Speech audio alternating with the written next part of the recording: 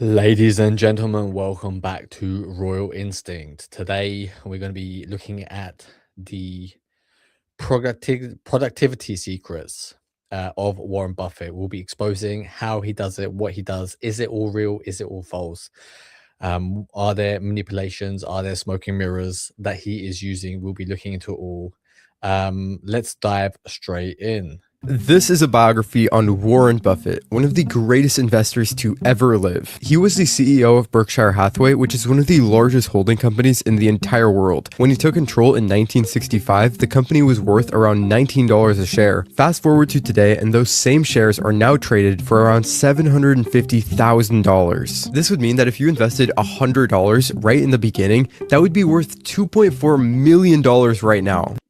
And his trading strategy is a very safe trading strategy. He is somebody who learned from God, what was the guy's name?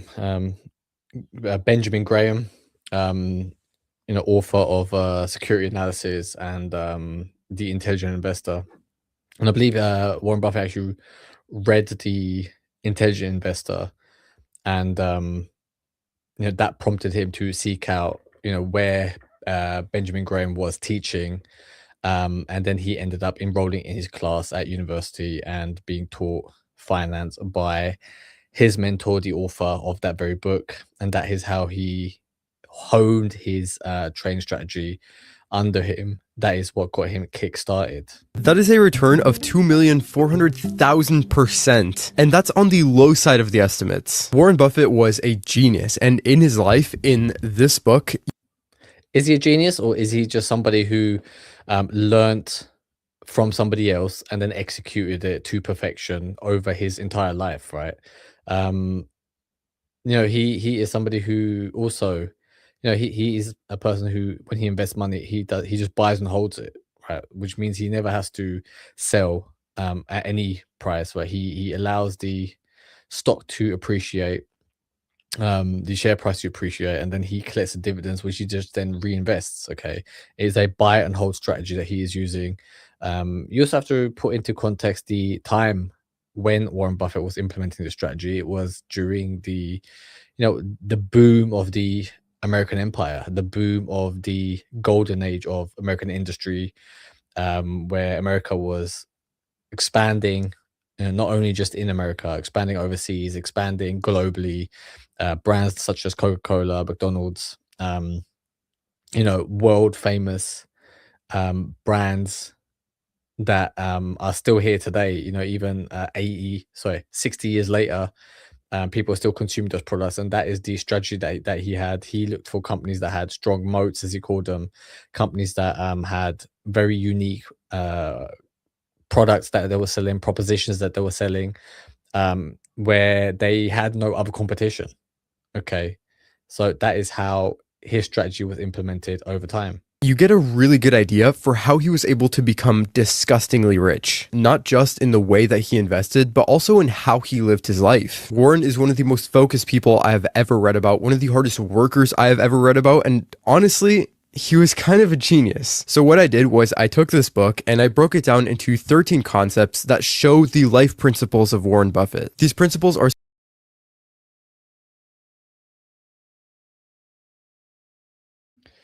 And we'll be seeing if these principles align with what we do here at Raw Instinct. Here at Raw Instinct, what we are doing is that we are building kingdoms, we are building nations, we are building our own alliances. We are building alliances next to each other. 100 kings fighting side by side. We are dethroning the current elites, the current global ruling class, because they cannot be trusted. Okay, the plans that they have for us, for the common people, they do not have your best interest at heart. They are people who want you to lose. They want you to be locked up. Just see what they have to say on the World Economic Forum website.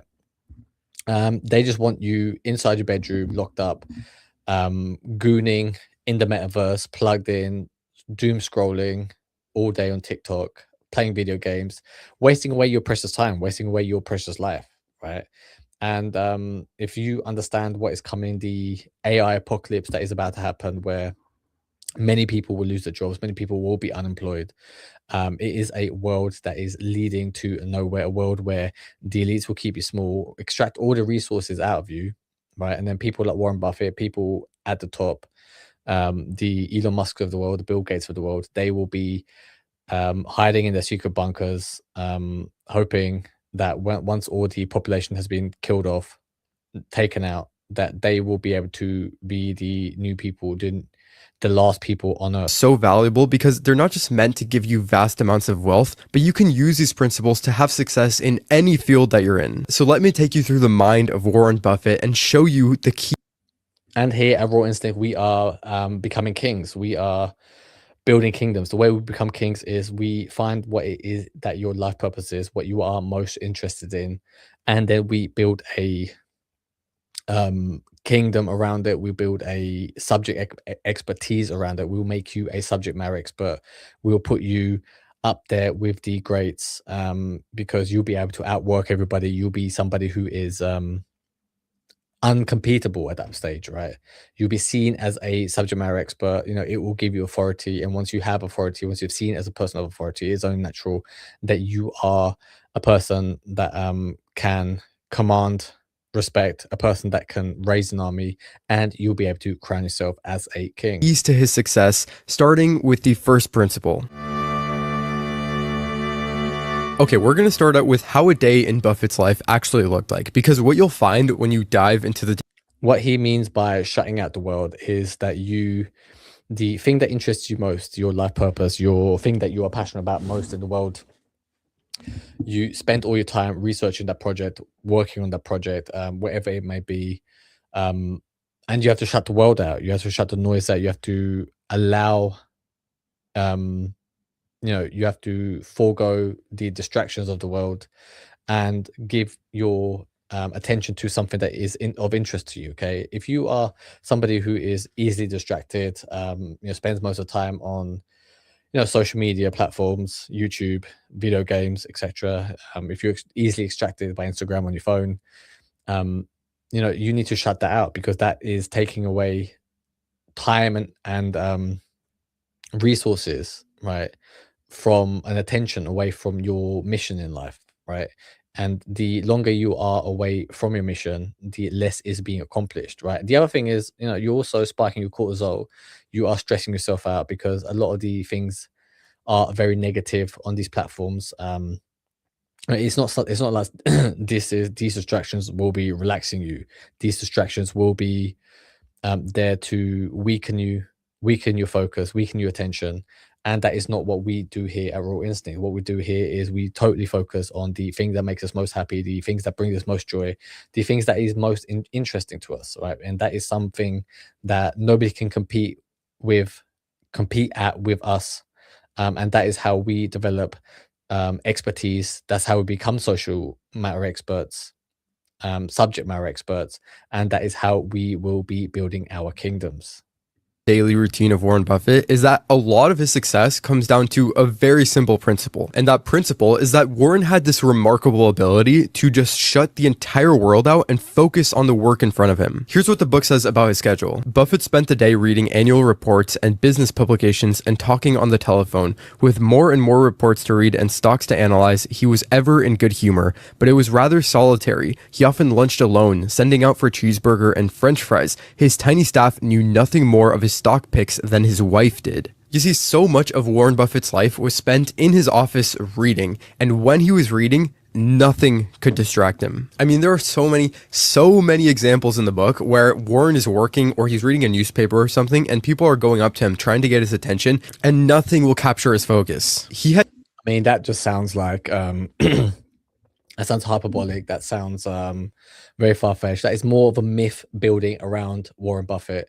I mean, if like imagine that you're reading something, somebody comes and asks you a question, they try to get your attention, and because you're so laser focused at something, right? Either he is autistic, which is possible, or he is it is just exaggerated myth building, which a lot of these wealthy billionaires will do. People like Elon Musk, people like Mark Zuckerberg, they build these stories of them, having superhuman habits, superhuman powers, and in this instance, it is a superhuman habit of laser focus, to not be distracted. Um, yeah, I don't quite buy it. It's probably he would probably told his secretary, don't let allow anyone to disturb me, and then he just locked himself away in his room. And then people were coming up to his secretary asking, can you get his attention? And she probably refused them. Where this whole story is coming from. Had the ability to shut the entire world out. At one point in the book, him and his wife went to go visit his friend Sidney Weinberg, and Weinberg had just come back from a trip from Egypt. And here's what the book says. Few Americans had been to Egypt, and Weinberg, who was so often impressed with Buffett, was eager to show his genius friend slides of the pyramids. Buffett said easily, I have a better idea. Why don't you show the slides to Susie, and I'll go into your bedroom and read an annual report. The pyramids were out of his zone. Now, I mean, again, like, is this the type of person that you want to become? That you go to a dinner party, like don't go to the dinner party at all. Then, do you get what I mean? Like don't put yourself in that environment if that is not something that you want to do. You know, there is no reason for him to go there and say, yeah, I'm going to read an annual report in your bedroom while you my wife while you do my wife showing her your slides. Like, I mean, it sounds very far. It just sounds very not real. I don't believe it. I don't buy it. However, the lesson we can learn here is that, you know, to be in your life purpose, you do need that total focus, that total dedication to your craft. You need to spend a considerable amount of time, you know, doing the thing that brings you most joy. Okay, so I don't doubt that Warren Buffett's life purpose is to read annual reports, and to find out find out value within the stock market, within the reports of companies on balance sheets and profit and loss, you know, accounts. However, you know, you have to be the decider of what it is that brings you that type of passion, that type of you know, interest, right? Whatever it is, whatever it may be, that is the thing that you must do. That is what you must give all your attention to. That is the thing that you must be able to outwork with everyone, to be better with everyone, and that is how you develop subject matter expertise. I know this sounds like a funny story, but in these situations, you have to understand that Buffett is extremely serious. Warren has a sort of zone. You can imagine a rectangle, and everything that's outside of that zone is just non-existent to him. The pyramids were not in the zone. A trip to Egypt was not in the zone. He was only focused on stocks and picking the best. Yeah, and it comes a lot of it comes with you. Something that Charlie Munger, his business partner, his investing partner, said is that you have to be within your zone of genius, right? Your sphere of competence. Okay, sphere of competence. That's what he said. You know, and that is your sphere of understanding the things that you understand, right? And so he had no interest in the pyramids, but you know, there's always something that you can learn from everything, but you have to be the arbiter, you have to be the decider of what that thing is. You know, filter everything out through your lens, what is useful to you, and exclude everything else. With his kids, he was the exact same way. About his daughter Susie, here's what the book yeah, so again, world famous investor, billionaire, you know, terrible father. says. As young Susie recalled, it was virtually impossible to poke through the fog of his concentration. A while after his letter, on the day Susie got her driver's license, she went out for a spin and managed to hit another car, putting a small dent in her father's Lincoln. By the time I got upstairs, I was crying, she recalled. Dad was reading the newspaper. I said, Dad, I wrecked your car. He didn't look up. I kept crying, and after 5 seconds or so, he said, was anyone hurt? I said, no. I waited there. He didn't say anything. He didn't look up. A few minutes later, he realized that a fatherly word might be in order and poked his head into Susie's room and said, Suze, remember, the other guy is a jerk. And that was all he said. I mean, this is not something to be, that's not something aspirational, okay? Like, even if you are living your life purpose, even if you are in your zone of genius, you know, if you have a kid crying, like, for God's sakes, like, be able to, you know, look up and, you know, at least give her a hug, you know what I mean? A pat on the back, at least, right? Find out why she's crying, right? You know, and then she's the one who caused the accident, but the other guy's the jerk. That's a great way to never take responsibility. Way to go, teaching little Susie Warren Buffett, father of the year. Okay, friend of the show, father of the year, terrible father. All right. Don't be like Warren Buffett when it comes to parenting advice. Quote really does just show the intensity of his focus, where if he's reading the newspaper, he is 100% focused on reading the newspaper. Yeah, I mean, his wife was notoriously cheating probably on him. You know, this is made up, by the way, okay? But just imagine his wife was cheating on him. You know, she will literally take the guy upstairs, fuck him on the bed, and Warren Buffett will be still too busy, you know, in a mental fog reading his fucking annual report, you know. Yeah, great, you've got all the fucking billions in the world, but your wife, you know, is shagging everyone upstairs in your bed, you know. Well done, Warren. Nothing outside of that matters. And to just stress this point even more, because it is super important, he was the exact same way with his son Peter. The book says, he did not merely do this 9 to 5. If he was awake, the wheels were turning. He would offer to help Peter with his homework, but Peter knew it wasn't what his father really wanted to do. One day, when Buffett arrived at home, he found his adolescent son wincing in pain on the stair landing. Peter had thrown his back out while changing a light bulb. Buffett, in his customary haste to get to his study, blew past him up the stairs. Later, he realized how unfeeling he had been and apologized. Now, I know that all... I mean, like his children are literally in pain sitting on the fucking stairs, right? Because he's got a back spasm, a muscular spasm in his back, right? And then this guy is like, oh no, I must read that fucking annual report. So, you know, even if you have a life purpose, do not neglect family. Do not neglect the people that your children. You know, don't be a Warren in this case. All these stories sound insane, but this was simply how Warren Buffett was, and this is how so many of the greats of history were. For his entire life, he was just dedicated to reading and learning and choosing the best stocks to invest in, to the exclusion of everything else. While he was working, while he was focused, everything just faded away into the background. This is the exact same story for so many of the most successful entrepreneurs in history, where they have this ability to create a little world in their head where they can work and they can focus on solving a problem, and everything that's not that little rectangle, that little focus in their head, fades away. Steve Jobs is famously known for abandoning his daughter Lisa and convincing himself that he wasn't a father, even though the paternity test showed otherwise. This was because his mind was just fully focused on building the Macintosh, to the exclusion of everything else. Sam Walton used to go on family road trips, but he was never fully present. On these road trips, he would stop with his family at every Walmart and grocery store on the way to make sure that his stores were doing well and to scope out the rest of the competition. Overall, you just see this ability to shut the world out in the lives of very successful... Yeah, you know, all these rich people, all these billionaires, all these people at the top, at these elites, you know, they're living their life purpose, but at what cost? Okay, you have to remember that. Here at Raw Instinct, I encourage you to be in your life purpose, be in your zone of genius. But you know, if you have children crying, if you're on vacation, take the time out to fucking enjoy yourself. People. In Buffett's case, his family actually got used to him being that way, and they understood that this was just...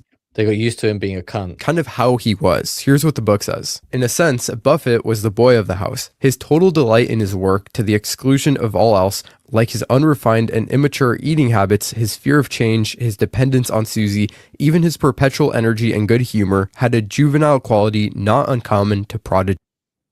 Okay, I mean, he had fear of change, dependency on his wife.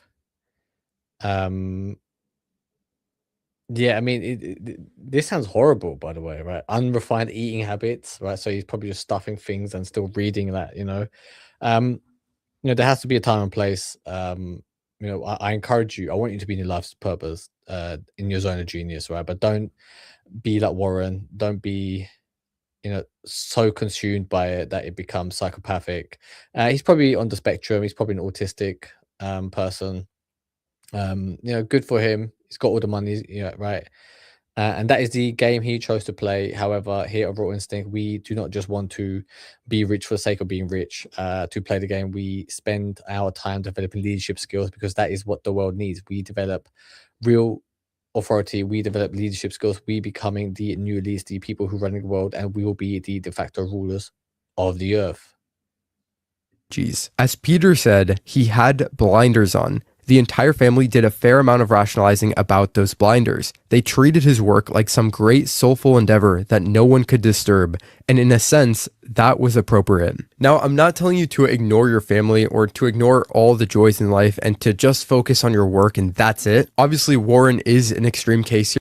Yeah, we here at Raw Instinct, we encourage you to enjoy life, all aspects of life. We encourage you to become the king of your life, of your domain, of your nation. Have your people in within your country, within your nation, serve you, uh, and I want you to enjoy um, all the things that the world has to offer. Because if you're not enjoying yourself in your life, then you will be miserable. You will be not be able to work anymore. And that's why he was able to be like the 0.001% of people. And if you do want to be one of the 0.0001% of people, then you have to obviously make sacrifices. But I think for everyone, there's a very important lesson here. And that's that you need to have the ability to put blinders on. Focus is one of the most important keys to success, especially right now in the modern world, because no one is able to focus. Everyone is constantly being distracted by the notifications on their phone or the new crazy story on the news or some messy relationship. And so if you're able to be focused, you will have that advantage over others. If you can choose a And that is what the world wants you to be. The world wants you to be distracted. They want you to be locked into your phone, be distracted by your phone, to be locked into social media. And the reason for that is because the elites want you weak. They want you distracted so that they can trick you, that they can manipulate you, that you are more susceptible to not think for yourself. And then the government comes along, the leaders come along, the social media algorithms will pump fake information to you, telling you what to do, how the world really works, and then you will be led down an alley. You'll be led down a path where the elites will be able to take advantage of you, and you'll be totally reliant on them. In the end, they want to extract all resources from you. They want your time, your energy. They want your assets. They want your money, and it will lead to a life of no freedom, of you being at the dependency of the elites. And that is not what I want. That is not what you should want. Here at Raw Instinct, we are building alliances to leave the current system. We will be building our own nation. We will be leaving this system to come up with a new system, a better system. We will be leading our followers. We will be leading our people to a new safe world. If you understand what I'm saying, if you want to be a part of it, if you want to heed, take action, this is the point of the film where you decide to become the main character. If you want to become the main character and do something about it, do something that you never thought was possible, this is your moment. Seize it now. project or a task or a goal and spend multiple hours with blinders on, blocking out the entire world, and just focus on the thing in front of you, that will give you a great advantage. Although Warren Buffett took it to the extreme, this is exactly what he was doing. He was putting blinders on and focusing all of his energy and all of his attention on learning, reading, and choosing the best investments to build a crazy amount of wealth. This was probably one of Buffett's greatest keys to success, and that's that he was able to go against the crowd when it mattered most. He actually talks about one of his heroes in the book, this guy named Ben Graham, and this guy named Ben Graham had this whole philosophy.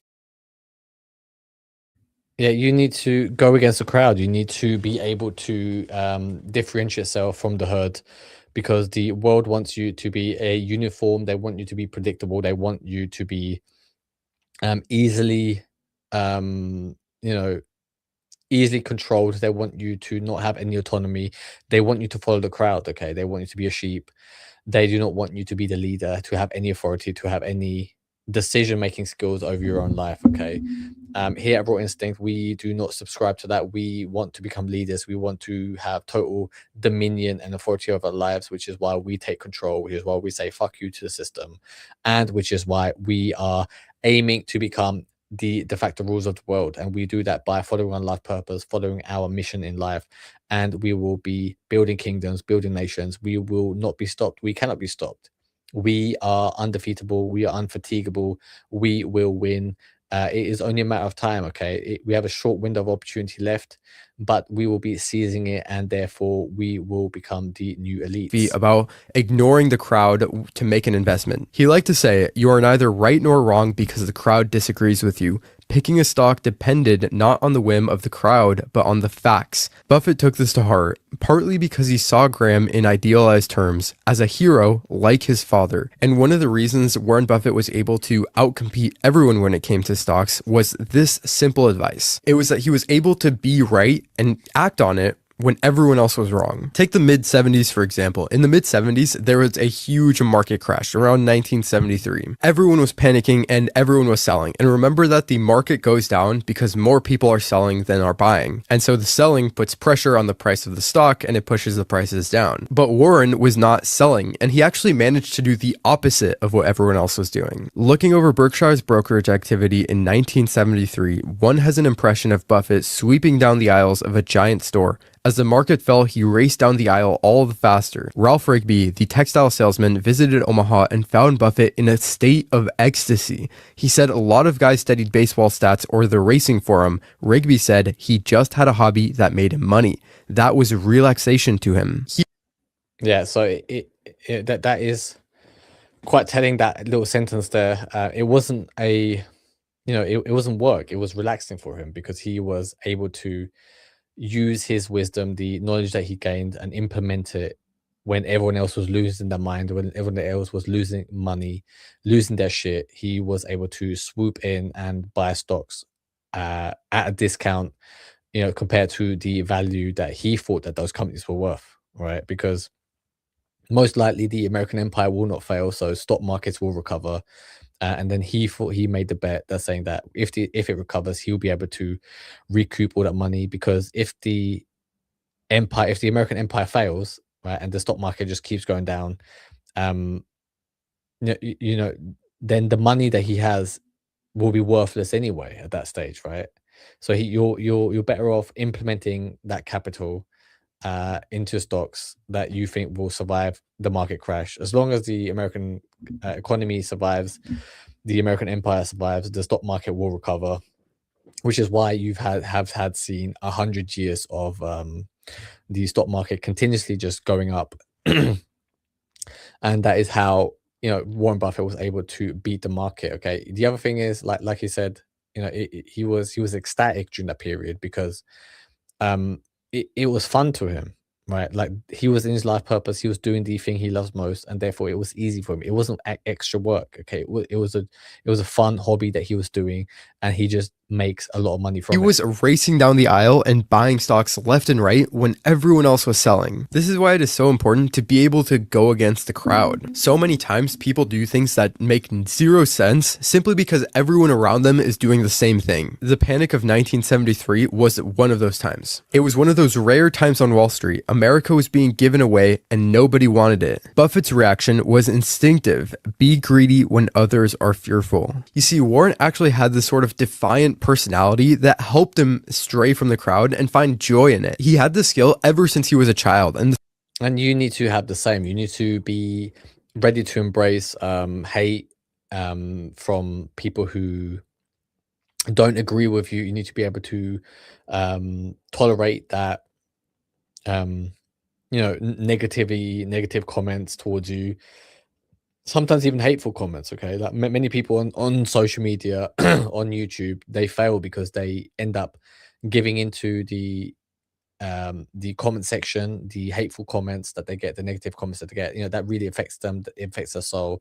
And that is something that we just do not allow to happen to us here at Raw Instinct, because we only surround ourselves with people who want the best for us, the people who have our best intentions. Okay, the people who we want to work with.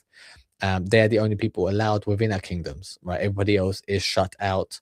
And when shit hits the fan, when nuclear war happens, when people lose their shit, when great financial crises happen, when people become unemployed because of AI, they will not be allowed to work with us. So one guy from his old school actually mentions it. Robert Moore said, "I remember him very well. The one thing we used to joke about, he didn't wear anything other than tennis shoes, even in the dead of winter. Warren seemed to take perverse delight in those sneakers. Most of us were trying to be like everyone else," Norma Jean noted. "I think he liked being different. Though he was high-spirited and perpetually kidding, there was something of the odd man out about him. When his quirks were pointed out, he would stick to his guns or kid himself with self-depreciation. Norma Jean said, "He was what he was, and he never tried to be anything else." He took delight in being different, and this is such a phenomenal line because so many of the most successful people have this delight. They have this joy in being different, in being unique. They like being completely different from everyone else. I mean, Steve Jobs had an entire campaign at Apple around the message, "Think different," and he said, "You can't look at the competition and say you're going to do it better. You have to look at the competition and say you're going to do it differently." When Henry Ford was developing the car, literally we here at Raw Instinct, we're not trying to be like everyone else. Everyone else is trying to be a social media influencer. Everybody else is trying to be rich. What we are doing here is we are starting new nations. We starting new projects. We are combining different creative ideas to come up with new whole systems that the world will prosper with. Right?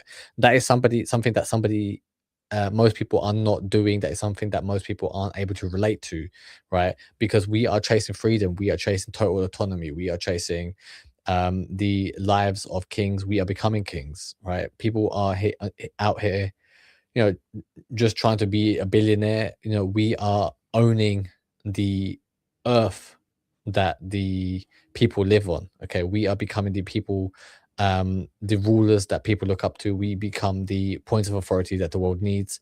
If you understand what I'm saying, then you need to reach out to me, because you are one of my people. You are the person that I would probably get on most with. Most people will hear this and it will go in one ear out the other, and they will have no idea what I am trying to accomplish here.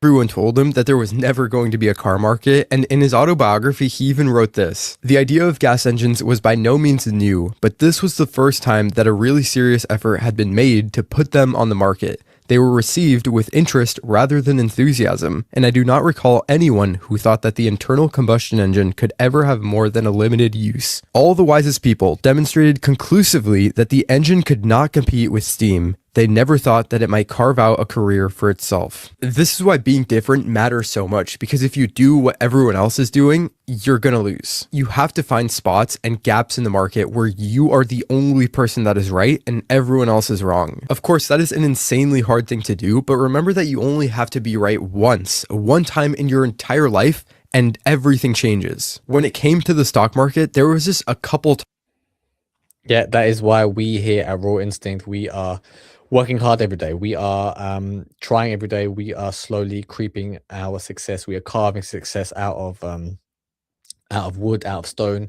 We are making our own luck in this world, okay? And along the way, we go into places where most people are too afraid to go. We go past our self-doubts. We go past our fears. We go into the darkness. We go into the darkness of the forest, the belly of the beast. We come out. We slay the dragon. We go up against the enemies that the world thinks cannot be defeated, okay? And along the way, we come up with new insights, new ways of thinking, new ways of looking at the world, right? We come up with new paths. We bring back the gold to the people, right? Obviously, I am talking in metaphors, but what in reality, what you're doing is you are not becoming great by learning to become great. You are becoming great by trying to become great, and along the way, you will self-correct. You will find out where you're going wrong. The little mistakes that you're making, you will correct over time, and then your successes will compound on each other. Until you are undeniably the last man standing, the last person there to collect all the winnings, to collect all the success, okay? Your success will be so far compounded that the only logical step will be to crown yourself king. And once you have crowned yourself king, it is only natural that you build a kingdom where people will come to worship you, where people will come to reside with you. Times, a few years in Warren Buffett's life where he was right where everyone else was wrong, and this is where all of his profits came from. Henry Ford was successful because he bet everything on the birth of a car industry when no one else believed in it. It only takes one time. It takes one time to be right when everything else was wrong and everything changes. And that's why it's so important to take as many of those risks as possible, to constantly be going against the crowd. And that's what Warren Buffett was an expert at for his entire life. Okay, I love this one because it's something that you see repeated over and over again throughout history, but no one talks about it. And that's that a lot of the really rich, successful people, they actually had dreams of being rich ever since they were kids. John D. Rockefeller told his elementary school teachers and friends that he was going to have $100,000. Andrew Carnegie talked with his brothers growing up about how the firm Carnegie Brothers Co. would be a great one. Warren Buffett. And here at Raw Instinct, what we do is we use that childlike ambition and breathe it into reality. Okay. Many people are too afraid to speak out the truth. Many people are too afraid to speak out what their goals are, what their ambition is. But here at Raw Instinct, we are, there is no limit. We are not capped by anything. We are not contained by anything. Okay. We cannot be contained. Our ambition is boundless. Okay. We are far reaching. We are far, growing. We are all the time. We are getting better. We are always getting stronger. We are always developing more and more and more. Okay. It is a total annihilation of competition. It is total annihilation of anyone who dares to stand in our way. Okay. And therefore here at Raw Instinct, I'm giving you permission to, dream as big as you can, because everything that we want, we will get. Was just like this, and the one similarity between all of these cases is that they all grew up with these sort of periods of hard times. The book says the bad times in the Buffett home were not discussed, they were banished. But they seem to have deeply affected Warren. He emerged from those first hard years with an absolute drive to become very, very rich. He thought about it before he was 5 years old, and from that time on, he scarcely stopped thinking of it. Every 5-year-old thinks they want to become rich. Okay, so again, Warren Buffett is not special in any way. That he is just doing what everyone else also dreams of. It's just he managed to find his life purpose. He managed to find the arena where he is a subject matter expert, and that is how he was able to carve a kingdom for himself and crown himself the king of the stock market. Okay, don't think that this guy is any different to you. He is the same. Right, you are all made out of flesh and bone. And it is your choice to follow your ambition and make it into a reality. It gets even crazier though, hold up. When Warren was 7, he was hospitalized with a mysterious fever. Doctors removed his appendix, but he remained so ill that the doctors feared he would die. Even when his father fetched his favorite noodle soup, Warren refused to eat, but left alone, he took a pencil and filled a page with numbers. These, he told the nurse, represented his future capital. "I don't have that much money now," Warren said cheerfully, "but someday I will, and I'll have my picture in the paper." Purportedly, in his death throes, Warren saw... I mean, like, where the fuck is he even learning this shit, right? Like, he's about to die. His appendix got removed. He's not eating. Let me just draw a bunch of numbers on paper. So this is how much my money will be in my bank account, and I'll have my picture in the paper. Very random. Sucker not in soup, but in dreams of money. And it doesn't even stop there, because it just gets crazier and crazier. In 8th grade, this is what happened. One time, while Warren was slurping Mary Falk's chicken noodle soup, he declared that he would be a millionaire by age 30, and enigmatically added, "And if I'm not, I'm going to jump off the tallest building in Omaha." Mary Falk was horrified and told him not to repeat it. Warren looked at her and laughed. Nonetheless, she couldn't resist his charm and always made him welcome in the Falk home. Because people are attracted to big ambition, big dreams, big goals. People like to talk. They like the idea of talking a big game, which is why you need to stay out your ambition, your goals in public. You need to go for what you believe in. And here at Raw Instinct, we are building kingdoms. We are going to own private islands. We are going to own nations. We will be the de facto rulers of the world. We will be the richest people in the world. We will inherit all of Warren Buffett's wealth. Warren Buffett will be a peasant next to us. Okay, he is. I mean, most likely will be dead soon, right? So, R.I.P. Warren Buffett for when we do become trillionaires. However, we'll become richer than him. We will have a better stock market return than Warren Buffett has, because it is our destiny. We cannot be stopped. We cannot be contained. We will be the ultimate winners. Mary Falk seems to have been the first to ask, "Warren, why this drive to make so much money?" "It's not that I want money," Warren replied. "It's the fun of making money and watching it grow." So you can see that even as a young kid, he is determined to make as much money as possible. And I know that at first, this isn't something that you can really apply, but there's a hidden underlying principle here. That principle is to pay attention deeply to what your interests were as a child. Although Henry Ford and Tesla didn't talk about money growing up, they were constantly taking things apart and putting things together, and so they became inventors. Same with Walt Disney, Christopher Nolan, and Francis Ford Coppola. They were constantly drawing or making films. I mean, you know, Jeffrey Epstein done that, and he liked to play with children when he was young, which is why he was playing with children when he was old. As kids and continued that for their whole lives. If you're a person in society, you have shown some sort of genius as a child. There is some interest that pulled to you. Maybe it was space, maybe it was math, maybe it was money and you wanted to be rich. But you just see it repeated over and over again that so many of the greats acted on this childhood interest. Yes, and we take our childhood interest, we take our adult interest, and we combine it, and we turn it into a life purpose. We turn it into something that we are interested in. We become subject matter experts at that thing. And, you know, we don't chase money because we are in our life purpose, because we are learning about the thing that we makes us unique. Money will naturally follow us, okay? We will naturally be attracting the people who be willing to pay for that information, because we will be seen as experts. We will become subject matter experts. And once we are seen as subject matter experts, it's only natural for us to become the de facto authorities that people will be seeking counsel from. And so the principle here is to just figure out what your interests were when you were a kid and follow your intuition. Another thing that separates Warren Buffett from everyone else, especially in childhood, is that he was always extremely analytical. This is one that I've seen recurring a lot recently because so many of the modern industrialists are very analytical as well. People like Elon, Bill Gates, Jeff Bezos, Jensen Huang, in college, they were completely obsessed. You have to remember, if you're not an analytical person, you may be a creative person, okay? So do not, again, compare yourself to somebody like Warren Buffett. You need to find out what makes you unique, what makes you makes you good, what qualities do you have that you can explore, that you can further extrapolate from.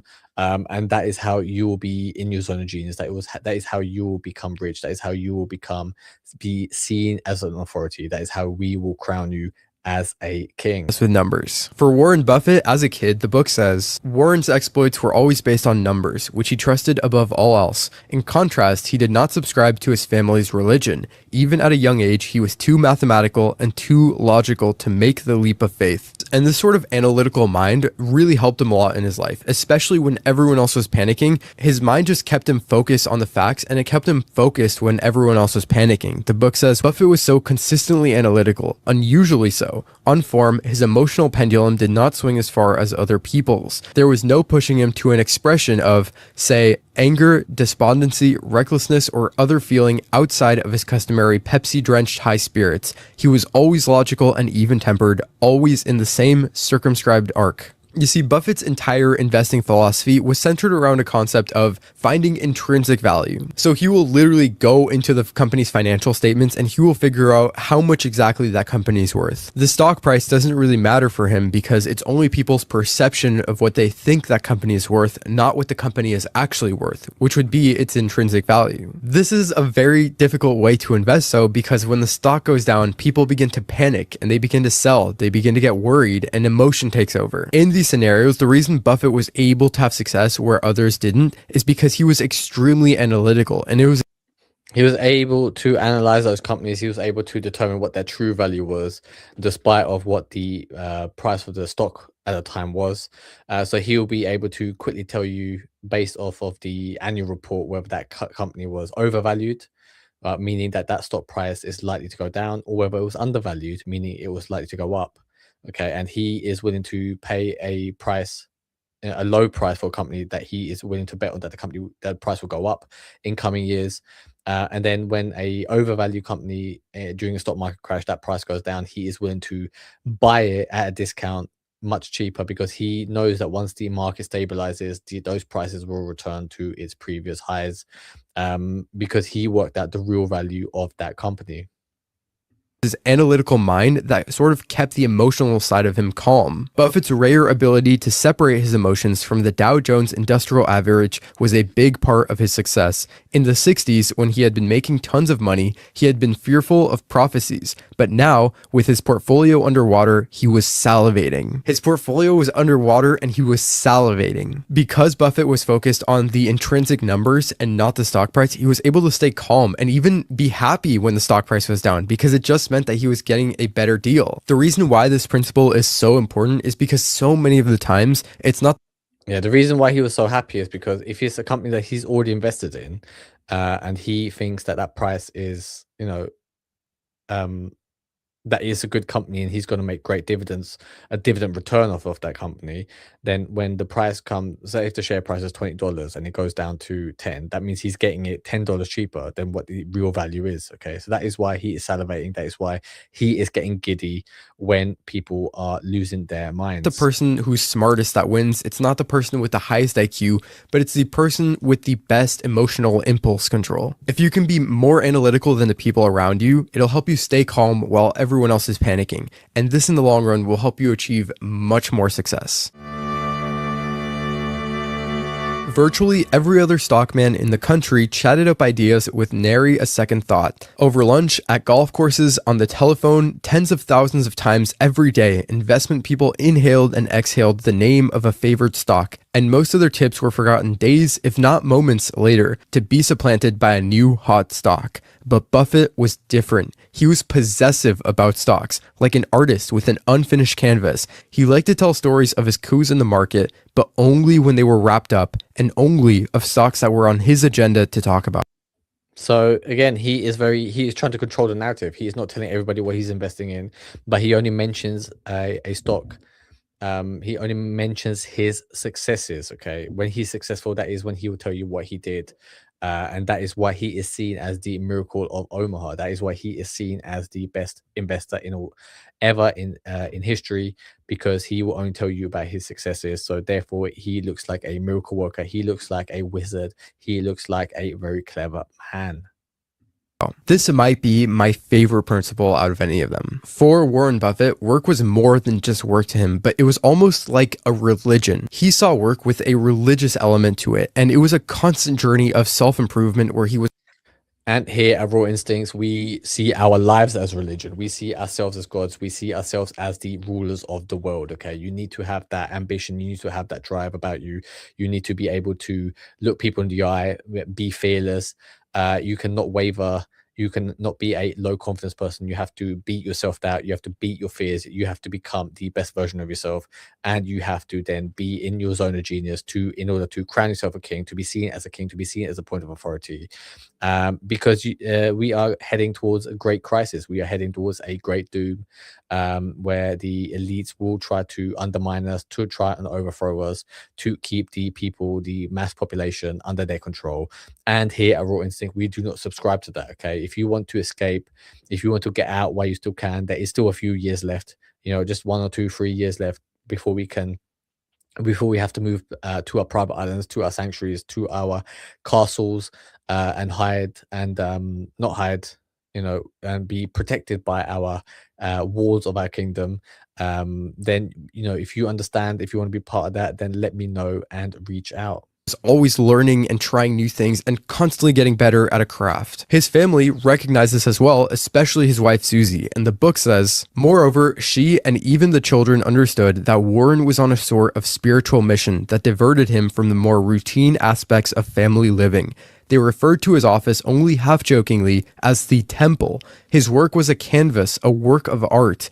Susie, referring to Buffett's maestro-like self-absorption, once remarked to Marshall Weinberg, their Manhattan stockbroker chum, let's face it, I'm married to Arthur Rubinstein. A maestro-like self-absorption. That is the perfect way to think about it. And one thing that I really, really admire about Warren Buffett is that he never wanted to leave Berkshire. As Buffett explained to the SEC, Berkshire was something he never intended to sell. I just like it. Berkshire is something that I could be in the rest of my life. It is public, but it is almost like the family business now. Not long-term, but the rest of his life. His career, in a sense, his life, was subsumed in that one company. Everything he did, each investment would add a stroke to that never to be finished canvas, and no one could seize the brush from him. This is again something that's super.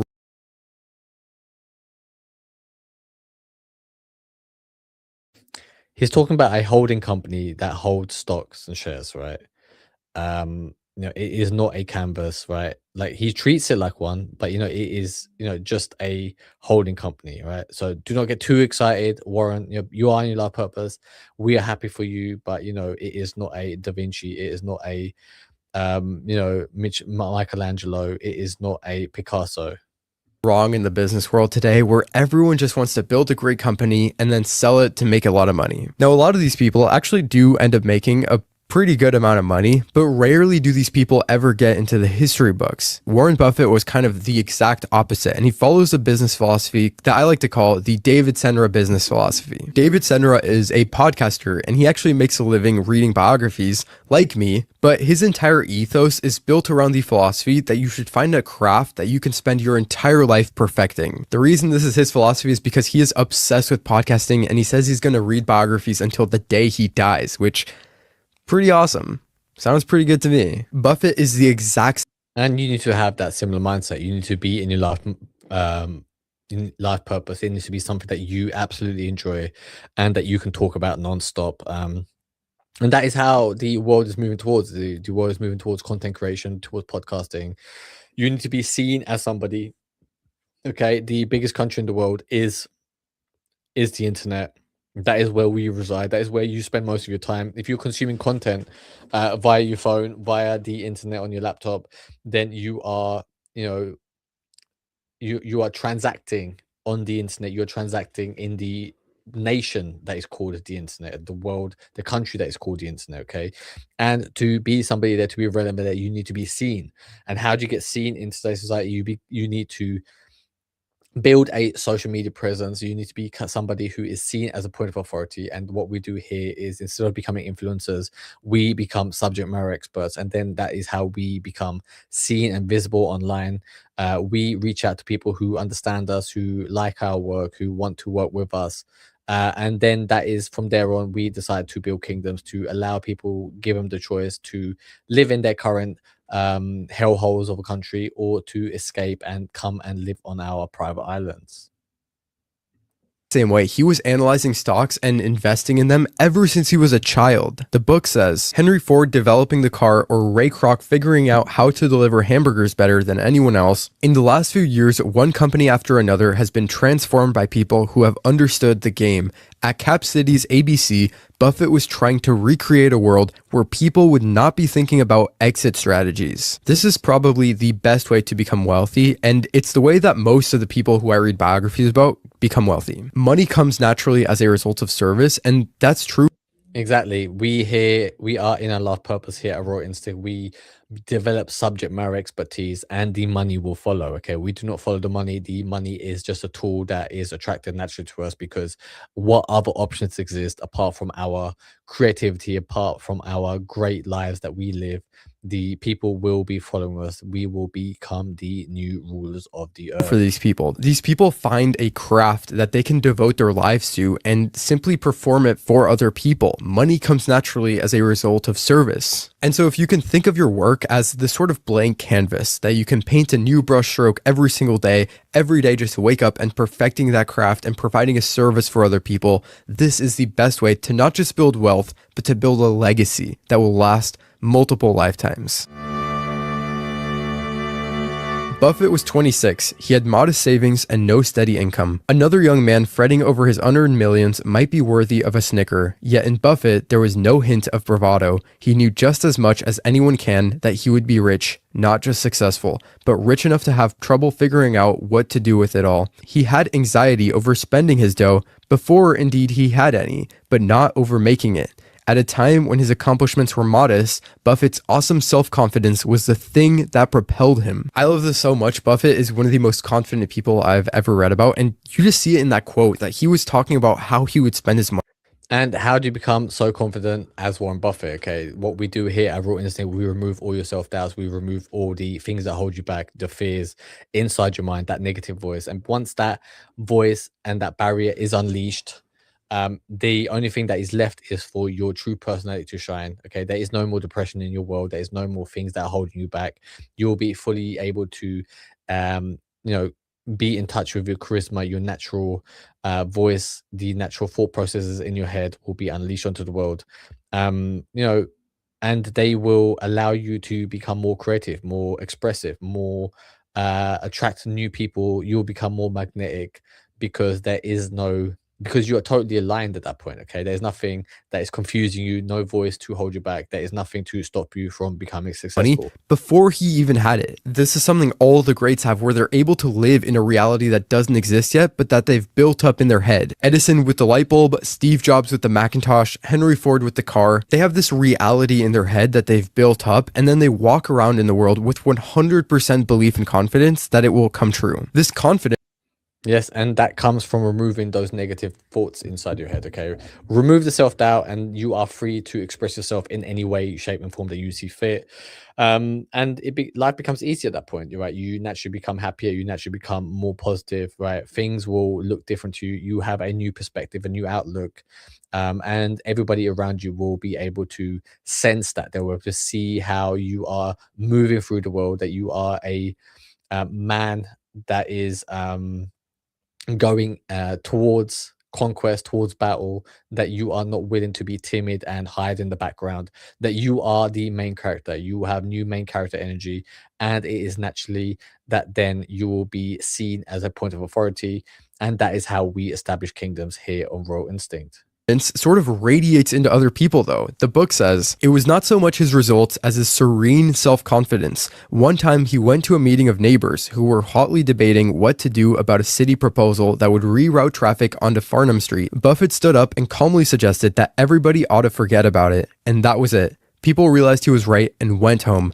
Buffett evoked a similar reaction from his investors. They felt that he could see simple truths that they themselves had missed. And a lot of the times with really, really great people, this confidence bleeds into a sort of ego, a feeling that they're better than everyone else. And this was definitely true for Buffett. When he was choosing where to We here at Royal Instinct, we are better than everyone else. Okay, you cannot be afraid to say it. You have to be able to stand up for what you believe in, stand up for what how you see the world is fit, because most people are sheep. Most people are going to allow the evil people in the world, the evil tyranny, the technocrats, the techno oligarchs, the elites who are running the world right now. They are steering you towards a position where you will not be able to enjoy freedom anymore. Okay, you will be literally enslaved by technology. You'll be watched by AI. You'll be locked up in 50-minute cities. You'll be told what you can eat. You'll be told what to do. You'll be told when you can travel. Okay, that is not a life that I want to live. That is not a life how you should be living, especially when the elites will still be able to do as they please and live life on their terms. Okay, we will not live life on their terms. We will live life on our own terms.